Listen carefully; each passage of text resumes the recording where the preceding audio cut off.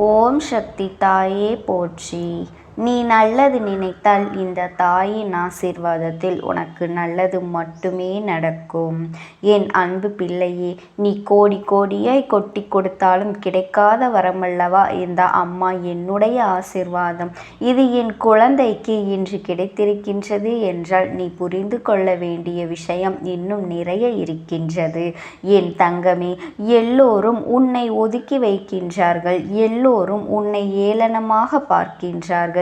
யாருமே உன்னை எந்த ஒரு விஷயத்திற்கும் சேர்த்து கொள்வது கிடையாது. நீ நல்லதை செய்தாலுமே அதில் குற்றம் குறைகளை மட்டும்தான் பார்த்து கொண்டிருக்கின்றார்கள் என்று என் குழந்தையே, நீ வருத்தத்தோடு என்னிடத்தில் முறையிட்டாய் அல்லவா? என் செல்ல குழந்தையே, உனக்கு துணையாக நான் இருக்கும் பொழுது நீ எதை பற்றியும் கவலைப்படாதே. நீ உண்மையாக இருக்கின்றதனால்தான் இந்த அம்மாவினுடைய அன்பும் ஆசீர்வாதமும் உனக்கு கிடைத்திருக்கின்றது. அப்படி என்றால் நீ ஒன்றை புரிந்து கொள்ள வேண்டும் என் குழந்தையே. எத்தனை பேர் உன்னை என்னவாக நினைத்தாலுமே சரி, வாழ்க்கையில் உன்னை எந்த இடத்தில் ஒதுக்கி வைத்தாலும் சரி, இந்த அம்மா உன்னை வாழ்க்கையில் உயர்ந்த நிலைக்கு கொண்டு செல்வேன் என்பதனை மட்டும் நீ புரிந்து கொள்ள வேண்டும்.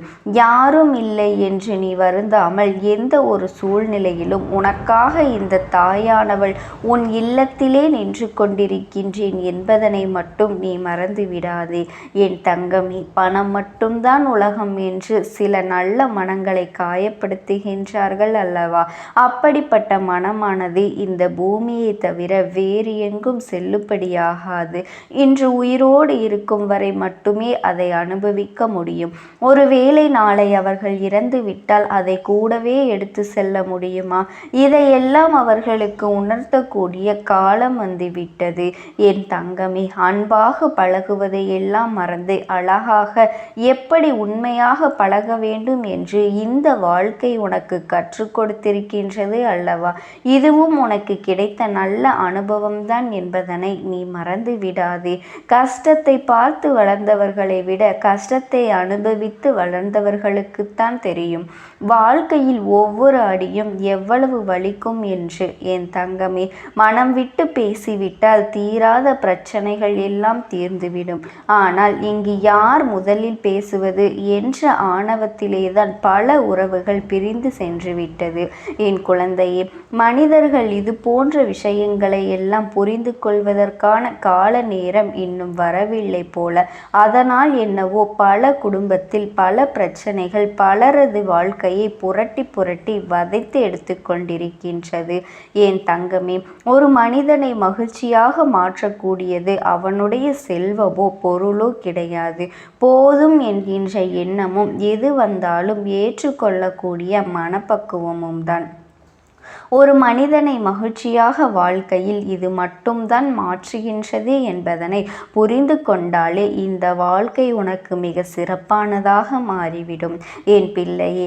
ஏறக்குறைய நீ இந்த நிலைமைக்கு வாழ்க்கையில் வந்து கொண்டிருக்கின்றாய். நீ இந்த நிலையில் இருந்துதான் இப்பொழுது வாழ்க்கையை வாழ்ந்தும் கொண்டிருக்கின்றாய். சில விஷயங்களை மட்டும் நீ உன்னுடைய வாழ்க்கையில் திருத்தி கொண்டால் போதும் என் அன்பு பிள்ளையே. அப்படிப்பட்ட நிலையை நீ அடையும் பொழுது உனக்கு இன்பம் துன்பம் எது வந்தாலுமே இரண்டும் ஒன்றுதான் என்ற மனப்பக்குவத்தை நீ அடைந்து விடுவாய். நீ மிகப்பெரிய ஞானியாக மாறிவிட்டது போன்ற எண்ணம் தானாகவே வந்துவிடும். எல்லா சூழ்நிலைகளிலும் உனக்கான நேரத்தை நீயாகவே உருவாக்கி கொள்ள தொடங்குவாய். அது மட்டுமல்ல என் செல்லமே, உனக்கான நேரத்தை நீயே உருவாக்க தொடங்க வேண்டும். உனக்கானதை வேறு யாரும் நிர்ணயிக்க முடியாது. அப்படி வேறு யாரேனும் நிர்ணயித்தாலும் அது உன்னை விட சிறப்பாக இருக்காது என்பதனை நீ புரிந்து கொள். இப்படி தான் இருக்க வேண்டும் என்று சொல்லி யாரும் யாரையும் ஒரே அடியாக திருத்திவிட முடியாது என் செல்ல குழந்தையே. என்னென்னவோ எண்ணங்கள் உன் மனதிற்குள் எப்பொழுதும் இருந்து கொண்டே இருக்கும் பொழுது, இத்தனை பேரும் உன்னை சுற்றி நடந்து கொள்கின்ற செயல்களை பார்க்கும் பொழுது மனது படுகின்ற பாடு என்னவென்பதை உன் அம்மா நான் நன்கு அறிவேன் என் தங்கமே. அவர்கள் எனக்கு கோடி கோடியாய் கொண்டு வந்து என் மேல் கொட்டினாலும் அவர்கள் நினைத்த காரியத்தை செய்ய நான் ஒரு பொழுதும் அனுமதிக்க மாட்டேன். அது மட்டுமல்ல, அவர்களுடைய வேண்டுதல்களுக்கு ஒரு பொழுதும் செவிசாய்க்க மாட்டேன் என்பதனை நீ புரிந்து கொள்ள வேண்டும். பணம் என்ற ஒன்று இந்த தெய்வத்திடம் ஒரு பொழுதும் செல்லாது என்பதனை நீ புரிந்து கொள். உண்மையான அன்பு என்ற ஒன்று இருந்தாலே போதும். என்னிடத்தில் வந்து நிற்கின்ற எல்லோருக்கும் அவர்கள் வாழ்க்கையில் கேட்ட வரங்களை எல்லாம் நான் செய்து கொடுப்பேன் என்பதை நீ மறந்து விடாதே. என் தங்க குழந்தையே, உனக்கு ஒரு அனுபவம் கிடைக்கும் வரை யாருடைய அறிவுரைகளையும் அப்படியே முழுமையாக நீ கேட்டு விடாதே. ஏனென்றால் கஷ்டங்களை எல்லாம் பார்த்தால் ஒன்றுமே தெரியாது. அதையெல்லாம் அனுபவிப்பவருக்கு மட்டும்தான் அந்த வலியும் வேதனையும் புரியும். வாழ்க்கையில் கடினமான பக்கம் என்றால் என்னவென்று நாம் இன்னொருவர் கஷ்டம் என்று நம்முடைய கஷ்டத்தை போலவே அவர்கள் சொல்கின்றார்கள் என்றால் அப்போது அதை நம்மால் எளிமையாக புரிந்து கொள்ள முடியும். அதை விட்டுவிட்டு ஒருவர் சுகமாக இருந்து கொண்டு கஷ்டமே என்னவென்று தெரியாமல் இருந்து கொண்டு மற்றவர்கள் படுகின்ற கஷ்டத்திற்கெல்லாம் அறிவுரைகளை சொன்னால் எப்படி ஏற்றுக்கொள்ள முடியும்? என் தங்கமே, வாழ்க்கையில் எல்லா கஷ்டங்களும் நமக்கு வரும் பொழுதுதான் அது புரியும். இவர்களும் எத்தனை வேதனை அடைந்திருப்பார்கள், எத்தனை வழிகளை கடந்து வந்திருப்பார்கள் என்று இந்த வாழ்க்கையில் நீ இன்னும் அனுபவிக்க வேண்டிய சூழ்நிலைகள் நிறைய இருக்கின்றது. நீ இப்பொழுதே உன்னுடைய மன வலிமையாக்கி கொள்ள வேண்டும். இனி வாழ்க்கையில் ஒருபோதும் சோர்ந்து போய்விடக்கூடாது. இனி வரும் நாட்கள் எல்லாம் இதைவிடவும் சற்று நீ கடினமாகத்தான் நீ வாழ வேண்டி இருக்கும். ஆனாலும் நீ கவலைப்படாதே. இது நாள் வரையிலும் நீ அனுபவித்த கஷ்டங்களும் வேதனைகளும் அவற்றையெல்லாம் உன்னை எளிதாக கடந்து வர வைத்துவிடும். என்றுமே வாழ்க்கையில் உனக்கு தன்னம்பிக்கை குறையக்கூடாது. நீ நல்ல நிலையை அடைய வேண்டும் என்றால் உன்னுடைய நம்பிக்கையானது ஒரு பொழுதுமே குறைந்து விடாது. நீ வளர்த்து கொள்ள நீ வேண்டும். அது மட்டுமல்ல என் செல்ல குழந்தையே, நீ எல்லா வசதி வாய்ப்போடும் இருக்க வேண்டும், பணம் நிறைய சம்பாதிக்க வேண்டும் என்று சிந்திக்காமல் வாழ்க்கையில் நிம்மதியாக இருக்க வேண்டும், அன்போடு இருக்க வேண்டும், கிடைத்ததை அனுபவித்தால் போதும் என்ற மனநிலையோடு நீ பக்குவத்தோடு இருக்க வேண்டும். இது உனக்கான வாழ்க்கை, உன்னுடைய வாழ்க்கை என்பதை மட்டும் நீ புரிந்து கொண்டால் போதும். என் பிள்ளைகளே, மற்றவர்களை பார்த்து ஒரு பொழுதும் அவர்களைப் போல ஆடம்பரமாக வாழ வேண்டும், அவர்களைப் போல செலவுகள் செய்ய வேண்டும், அவர்களைப் போல நடந்து கொள்ள வேண்டும் என்று ஆசைப்பட்டால் அது தவறு இல்லை. உன்னுடைய சூழ்நிலையை உணர்ந்து கொள்ளாமல் பிடிவாதமாக இதையெல்லாம் செய்யும் பொழுது உனக்கு கஷ்டங்கள் தான் மேலும் மேலும் வந்து கொண்டே இருக்கும் என்பதனை நீ புரிந்து கொள். இப்போது உன்னிடத்தில் எது இருக்கின்றதோ அதை வைத்து நீ நிம்மதியாக வாழ வேண்டும். உனக்கான எல்லா செல்வங்களும் உன்னை வந்து சேரும். உனக்கான உயர்ந்த நிலையையும் நீ அடையத்தான் போகின்றாய். ஆனால் தற்போது நீ என்ன நிலையில் இருக்கின்றாயோ அதை அப்படியே ஏற்றுக்கொள். மற்றவர்கள் நம்மை பார்த்து பொறாமைப்பட வேண்டும் என்பதற்காக சில காரியங்களை எல்லாம் ஒருபோதும் நீ செய்யாதே. ஏனென்றால் ஒருவர் வசதியாக இருக்கின்றார்கள் என்றால் நாமும் வசதியாக இருக்க வேண்டும். அவர்கள் வசதியாக இருக்கின்றார்கள் என்பதற்காக அவர்களை பார்த்து நாம் மகிழ்ச்சி அடைய வேண்டும். அதுபோலத்தான் நீ வசதியாக இருக்கின்றாய், சந்தோஷமாக இருக்கின்றாய் என்றால் உன்னை பார்த்து மற்றவர்கள் பொறாமைப்படக்கூடாது. உன்னுடைய வளர்ச்சியை பார்த்து அவர்கள் சந்தோஷப்பட வேண்டும். எத்தனை நாட்கள் அவர்கள் கஷ்டமாக இருந்தார்கள், பண பிரச்சனைகளிலே இருந்தார்கள், குடும்ப பிரச்சனைகளிலே இருந்தார்கள். இப்பொழுது அவர்களுக்கு நல்ல நிலை வந்துவிட்டது. உழைப்பால் உயர்ந்திருக்கின்றார்கள், தன்னம்பிக்கையால் ஜெயித்திருக்கின்றார்கள். நன்றாக இருக்கட்டும் என்றுதான் உன்னை மற்றவர்கள் பேச வேண்டுமே தவிர உன்னை பார்த்து யாரும் பொறாமைப்படும் அளவிற்கு நீ வாழ்ந்து காட்டக்கூடாது. நேர்மறையான எண்ணங்களாக மட்டுமே உனக்கு தோன்ற வேண்டும். அப்படி இருந்தால் மட்டுமே உனக்கு வாழ்க்கையும் நிலைத்து நிற்கும், உன் வாழ்க்கையில் இருக்கின்ற செல்வங்களும் நிலைத்து நிற்கும் என்பதனை நீ ஒரு பொழுதும் மறந்து விடாதே. உன் குடும்பத்தில் இருப்பவர்களையும் அது சோகத்தில் ஆழ்த்திவிடும். என் செல்லமே, உனக்கு நடப்பது எல்லாமே நல்லதாகத்தான் நடக்கும். இந்த தாயானவளினுடைய அன்பும் ஆசீர்வாதங்களும் உனக்கு என்றென்றும் முழுமையாக கிடைத்து கொண்டே இருக்கும். ஓம் சக்தி. ஓம் ஆதிபராசக்தி.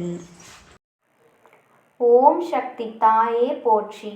என் அன்பு குழந்தையே, நீ இவ்வளவு நாள் சிந்திய கண்ணீருக்கு பலனாக நீ விட்ட சாபம் ஒன்று ஒருவரினுடைய வாழ்க்கையில் மிகப்பெரிய பாதிப்பை ஏற்படுத்தி இருக்கின்றது.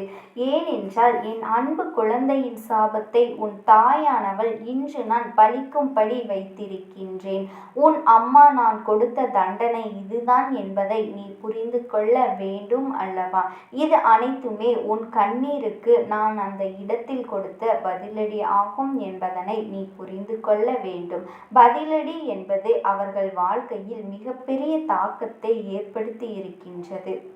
இது உனக்கான பதிவாகும். என் செல்ல குழந்தையே, உனக்கு வாழ்வில் மிகப்பெரிய ஒரு துயரத்தை எல்லாம் கொடுத்த நபர்களுக்கு இன்று நான் அவர்களுக்கு தக்க பதிலடி கொடுத்து விட்டேன் என்பதை நீ மறந்து விடாதே. அதனால் என் வாக்கினை நீ முழுவதுமாக கேட்டு கூடிய விரைவில் ஒரு நல்ல முடிவை நீ எடுக்க வேண்டும். அதனால்தான் உன் தாயானவள் நான் உன்னோடு இன்று பேச வந்திருக்கின்றேன். நீயும் இதை கேட்டுக்கொண்டிருக்கின்றாய். உன் அம்மா சொல்லும் விஷயத்தை தைரியமாக நீ கேட்க வேண்டும். என் அன்பு குழந்தையே, உன் வாழ்க்கையில் பிரச்சனைகளை முடித்து நான் அதனை இல்லாமல் செய்து விடுவேன் என்பதனை நீ மறந்து விடாதே. இதை மட்டுமல்ல, எல்லா நல்ல விஷயத்தையும் நான் உனக்கு செய்து கொடுப்பேன். உன் வாழ்க்கையில் மாற்றத்தை கொண்டு வருவேன். என் தங்க குழந்தையே, உன்னுடைய வீட்டில் மங்களகரமான விஷயங்களை நான் செய்து கொடுப்பேன். உன் வாழ்க்கையில் கண்ணீரையே பார்க்க மாட்டாய்.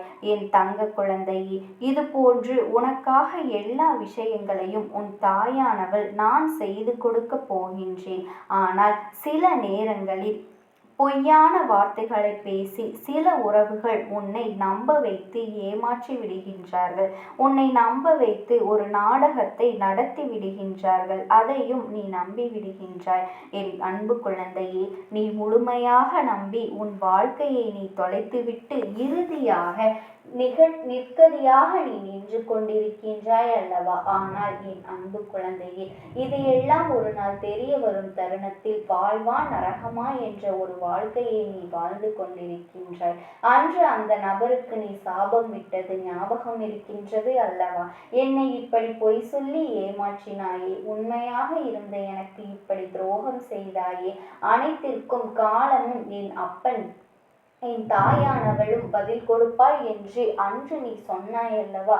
அதை நான் கண்குளிர பார்ப்பேன் என்றும் என் அன்பு குழந்தையே, அன்று நீ மண்ணை தூற்றி சாபம் விட்டாய் அல்லவா? அந்த சாபத்தை இன்று நான் உனக்கு நிறைவேற்றி வைப்பதற்காக வந்திருக்கின்றேன் என்பதனை நீ மறந்து விடாதே. என் அன்பு குழந்தையே, உன்னுடைய சாபத்தை இன்று நான் நிறைவேற்ற வைப்பேன். அதற்காகத்தான் உன் தாயானவள் நான் இன்று ஓடோடி வந்திருக்கின்றேன். அது என்ன தெரியுமா? அவர்கள் வாழ்க்கையை மிகப்பெரிய ஆபத்தை உண்டாக்கி இருக்கின்றேன். ஏனென்றால் அதற்கு காரணம் அவனினுடைய கர்ம வினையும் சேர்ந்து கொண்டதுதான். அத்தனை பொய்களையும் உனக்கு சொல்லி துரோகங்களை செய்துவிட்டு செய்யாத தவறை நீதான் செய்தாய் என்று எப்படி உன்னை விரட்டியடிக்க வேண்டும் என்றும் தேவையில்லாத வீண்பழியை உன்மீது சுமத்தி அவர்கள் வாழ்க்கையில் சந்தோஷமாக வாழ்ந்துவிடலாம் என்று சந்தோஷத்தை கெடுத்தார்கள் அல்லவா? அவர்களினுடைய சுயநலத்திற்காக உன்னை பயன்படுத்தி கொண்டார்கள் அல்லவா? அதற்கெல்லாம் பதிலடி கொடுக்க வேண்டாமா? உன்னுடைய மனம் எவ்வளவு வருந்தியது, எவ்வளவு வேதனைப்பட்டது. நீ சிந்திய கண்ணீர் துளிகள் எல்லாம் அவர்களுக்கு தக்க தண்டனையை கொடுக்க போகின்றது. உன்னுடைய இதயம் அன்பானது, உண்மையை மட்டுமே பேசக்கூடியது என்பதனால் தான் இன்று இத்தனை கஷ்டங்களையும் கவலைகளையும் வாழ்க்கையில் நீ சுமந்து வருகின்றாய். ஆனால் அவர்கள் வாழ்க்கையில் சுயநலத்திற்காக உன்னிடம் பழகி சுயநலத்திற்காகவே அனைத்து விஷயங்களையும் உன்னிடமிருந்து எடுத்துக்கொண்டு சந்தோஷமாக வாழ்ந்துவிடலாம் என்று நினைத்து கொண்டிருந்தால் கண்டிப்பாக அது நடக்குமா? மனிதர்களின் வாழ்வில் நல்லவர்களின் துணை எப்பொழுதுமே வேண்டும் என்பதனை நீ மறந்து விடாதே. ஆனால் என் பிள்ளை யாராவது நினைத்தாலும், என் பிள்ளையை யாராவது ஏமாற்ற நினைத்தாலும், எவராவது துரோகம் செய்ய நினைத்தாலும் கண்டிப்பாக கர்மவினை ஒரு பக்கம் தண்டிக்காமல் விட்டாலும் கூட உன் தாயானவள் நான் ஒரு பக்கம் இருந்து அவர்களை கண்டிப்பாக நான் தண்டித்தே தீருவேன். அவர்கள் வாழ்க்கையில் நான் தண்டனையை கொடுப்பேன் என்பதனை நீ மறந்து விடாதே. என் அன்பு குழந்தையே, உன் கண் முன்னாலே இது நடக்கப் போகின்றது. இன்னும் 2 நாட்களில் அந்த செய்தியானது உன் செவிகளுக்கு கேட்கப் போகின்றது. ஏனென்றால் உன் உறவை நீ உண்மையாக நேசித்தாய் அல்லவா? உன்னை ஏமாற்றிய உறவிற்கு மிகப்பெரிய தண்டனையை உன் தாயானவள் நான் என்று கொடுக்க போகின்றேன். அது என்ன தெரியுமா? அதை கேட்டால் நீயே அதிர்ந்து போக போகின்றாய். ஆனால் இன்னும் 2 நாட்களில் அந்த செய்தி உன் செவிகளுக்கு எட்டப் போகின்றது. இருந்தாலுமே இப்பொழுது ஒரு சிறிய விஷயத்தை மட்டும் நான் உன்னிடம் சொல்கின்றேன். ஒரு விபத்தை சந்திக்க போகின்றார். அவரவர் கர்மவினை காரணமாக இந்த விபத்தானது ஏற்படுத்தப்பட போகின்றது. வாழ்க்கையில் நரகம் என்றால் என்ன என்று இப்பொழுது அவர்களுக்கு புரிய போகின்றது. அவர்கள் எப்படி என் அன்பு குழந்தையின் மனதில் என் அன்பு குழந்தை உன்னை வெறுப்பினை தூண்டும் விதமாக பேசினார்களோ அதற்கெல்லாமே இப்போது அவர்கள் அனுபவிக்க வேண்டும் அல்லவா? ஒவ்வொரு தருணத்திலும் என்னுடைய அன்பு குழந்தையின் கண்ணீரையும் கவலையும் துன்பத்தையும் துயரத்தையும் அதிகரித்து விட்டு நாம் சந்தோஷமாக வாழ்ந்துவிடலாம் என்று நினைத்தால் வாழ்ந்துவிட முடியுமா என் செல்ல குழந்தையே? இல்லை, வாழத்தான் உன் தாயானவள் நான் விட்டு விடுவேனா? நீ தைரியமாக இருக்க வேண்டும் என் அன்பு பிள்ளையே. உண்மையானது ஜெயிக்க சிறிது காலம்தான் எடுத்துக்கொள்ளும். ஆசையும் உண்மையும் இருக்கும் பட்சத்தில் உண்மைதான் எப்பொழுதும் ஜெயிக்கும். உன்னுடைய அன்பானது புரிந்து கொள்வதற்கு அதை பெறுவதற்கும் அவர்களுக்கு தகுதியே கிடையாது என் செல்ல குழந்தையே. ஆனால் இப்பொழுது நீ சரியான முடிவினை எடுக்க வேண்டும். ஏனென்றால் சில ஜென்மங்கள் வாழ்க்கையில் திருந்தாது. ஆனால் என் அன்பு குழந்தைக்கு நல்ல எதிர்காலம் இருக்கின்றது. அவர்கள் இனிமேல் உனக்கு வேண்டாம். உன் சாபத்தை பெற்றவர்கள் வாழ்க்கையில் முன்னேற முடியாது. ஏனென்றால் அவர்கள் எண்ணம் போலதான் அவர்களும் வாழ்க்கையில் அனைத்து மாற்றங்களும் நடக்கப் போகின்றது. அவர்கள் இனிமேல் சந்தோஷமாக உன்னை வாழ வைப்பார்கள் என்று நீ நினைத்து கொண்டிருக்காது. சில நேரங்களில் ஏமாற்றும் மனிதர்களும் துரோகம் செய்யும் மனிதர்களும் கண்டிப்பாக குழந்தையின் மனதையும் எண்ணத்தையும் மாற்றிக்கொள்ள முடியும். ஆனால் அவர்களோ மிகவும் சுயநலம் வாய்ந்த ஒரு மனிதர்களாக மாறிவிட்டார்கள். காலத்திற்கேற்ப மனிதர்களுக்கு சுயநலம் எப்படி வருகின்றதோ அதுபோலத்தான் இவர்களினுடைய நிறத்தையும் குணத்தையும் மனதையும் மாற்றிக்கொண்டே இருக்கின்றார்கள். இந்த மாற்றமானது என்ன சொல்லி புரிய வைத்தாலும் என்ன சொல்லி திட்டினாலும் அது திருந்தாது. ஏனென்றால் அவர்கள் பிறவியிலேயே இப்படித்தான் வாழ்ந்து கொண்டு வந்து விட்டார்கள். 5இல் வளையாதது 50இல் மட்டும் வளையுமா என்றால் நிச்சயமாக கிடையாது. எப்படி நாம் வாழ்க்கை எந்த சூழ்நிலையிலும் நம்மை எப்படி மாற்றுகின்றதோ சில குணத்தை நாம் அதை மாற்றிவிடலாம். ஆனால் பிறவியிலேயே இருந்த குணத்தை எப்பொழுதும் மாற்றவே முடியாது. ஆனால் உனக்காக உன்னுடைய எதிர்காலத்தை நான் சிந்தித்து வைத்து விட்டேன் என் தங்க குழந்தையே. கூடிய விரைவில் அந்த ஒரு நல்ல காரியத்தை உன் வாழ்க்கையில் நான் நடத்தி காட்டத்தான் போகின்றேன். இதை கேட்டு நீ அழுகக்கூடாது, தைரியமாக இருக்க வேண்டும். ஏனென்றால் கஷ்டமான தருணத்தில் கூட உன் தாயானவள் நான் உன்னிடமே இருந்து கொண்டிருக்கின்றேன்.